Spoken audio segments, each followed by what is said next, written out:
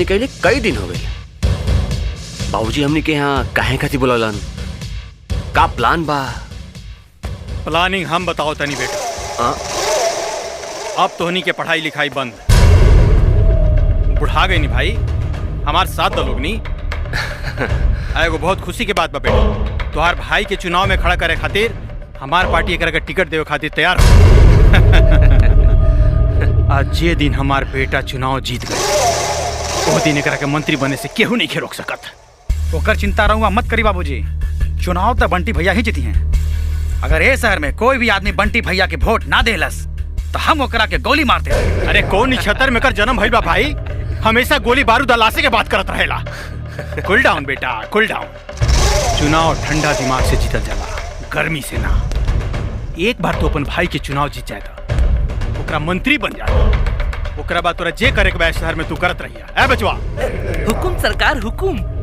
दोनों जाने के ले जो आए शहर में घुमाओ, लोग से जान पहचान कराओ, ठीक बा? जी सरकार। आज से लोग के जिम्मेवारी तुहार। जी रउआ तनिको चिंता ना करी सरकार, हम इस दोनों जने के संगे चंबू की तरह सटल हम सरकार, चंबू की तरह। बेटा जी जाकर साथे शहर में घुमा फिरा, लोग से जान पहचान बढ़ावा, और चुनाव में कोनो हरकत नहीं करे के, ठीक बा? जी बाबूजी। हाँ जी बाबूजी। ए बच्चा जो।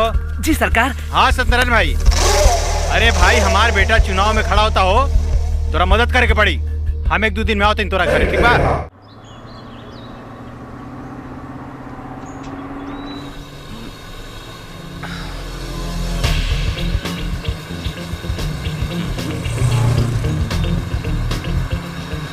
बच्चा। जी सरकार। अइले 4 दिन हो गए, खाली खेते खरियान घूमेबे, हरियाली कहाँ मिल रे? हरियाली तक खेते खरियान में नहीं मिलेला सरकार। अरे साला गधा हा, खेत का हरियाली का बात नहीं करत। हरियाली मतलब सामान। सामान कहाँ मिली? सामान तो सरकार अपना गोदाम में बहुत भरल बा। कितना ट्रक चाहिए सरकार?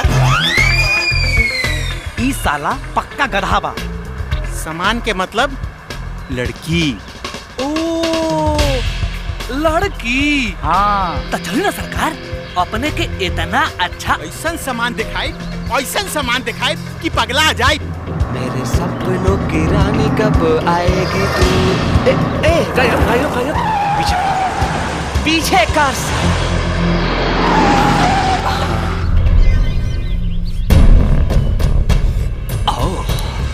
बाप रे बाप।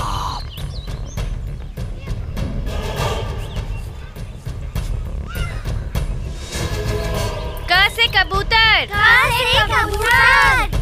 ख से खरगोश, ग से गमला, घ से घर,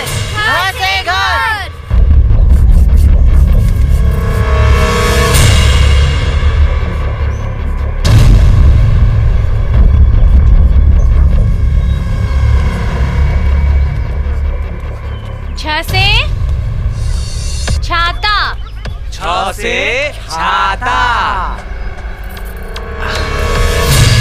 हे बउआ, अरे जा लोग छुट्टी हो गई, जा लोग। अरे अब हमने के पढ़े के बाद।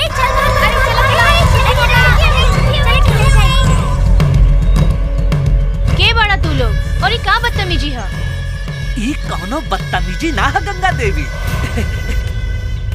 ई हवे राय बहादुर के कुपातर औलाद। हमरा कहने का मतलब है सुपातर औलाद। आज से ये लोग तोहरे स्कूल में पढ़े, इनकर नाम तू फटाफट लिख ला, और साथ में हमरो भी। एहिजा बच्चा के पढ़ावल जाला, घोड़ा गधा के ना। अरे मास्टरनी जी, तब बच्चे समझ के पढ़ा दी, हमनियों को पढ़े में कमजोर बानी जा। एहिजा कमजोर बच्चा के जूता और चप्पल से पिटाई होखेला। बाप रे बाप सरकार, ये तो मास्टरी बड़ा मोरखंड लागत है। चलो सरकार, रहुआ के हम दूसरा स्कूल में एडमिशन करा दे। नाम तो हमने के यहीं जा लिखा है, और यह हमने के पढ़ाएंगे। अरे